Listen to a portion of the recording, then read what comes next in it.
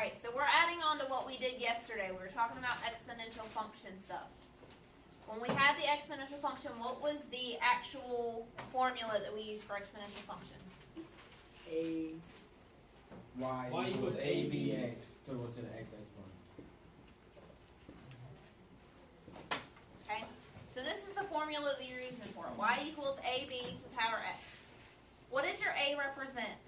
Your y-intercept. This is your y-intercept. What is your B? Your rate. That is your rate. So looking at this, I shouldn't even have to really tell you guys what we're going to do with this information, because it's a lot like what we did yesterday, except it doesn't look like a graph. Now they just go ahead and tell you the 2 points. So what do you think that we're going to do with the information that they gave us? They gave us 0, 3, which is considered our what? X and y. Our x and y. But if you were looking at a graph, what would 0, 3 be? What would it represent? Your A slope. no, Y and X. Y-intercept. your y-intercept. Your y-intercept is when your x is 0. Okay. So we have our y-intercept, then we have our other coordinate, which is x and y. So what do you think that we're going to do with this information that we have? No. They want you to write an exponential function Gonna whose plug it graph into passes. that equation. We're going to plug it into the equation, because what do you have to have in order to have an exponential function? Like, what do you have to have? Which numbers do you have to have? 0. Your A and B. Your A and your B. Okay. Do we have our A? No. No. Are you sure? Yeah. Wait, yes, 0. Let's try again. 2. 0. What is your y-intercept? 0, 3. So if you're graphing on a graph 0, 3, where's it going to be? Oh, it should be 3. So what is your y-intercept? 3. It's not calibrated. 3. What's your B? What's your rate? Can you tell? No. No, you can't. So we need to figure out what B is. So how are we going to do that? We're going to plug it in. So we're going to plug in what we do know. What we do know is that our A, let me recalibrate this. We know that our A is 3. We know our X is what? You have another coordinate. What was your X? 3. Try again. Oh yeah, 0. My bad.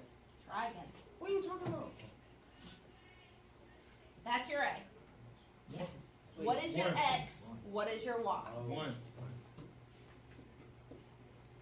Your X and your Y are the other point that you're given. On the graph, when we had the graph, let's take it back for a second and remember what we learned yesterday.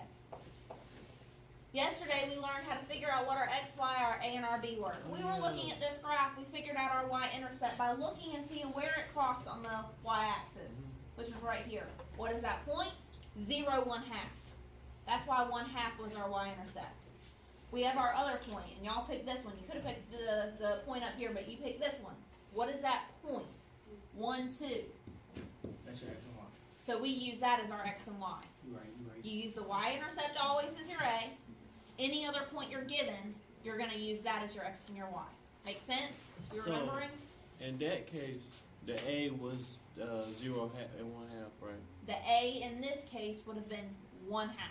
Yeah, Your that's what I meant. That's what I Y-intercept meant. is 0, 1/2, but your A is just 1/2. Okay, that's what I meant. So now going back to this, our A is going to be 3.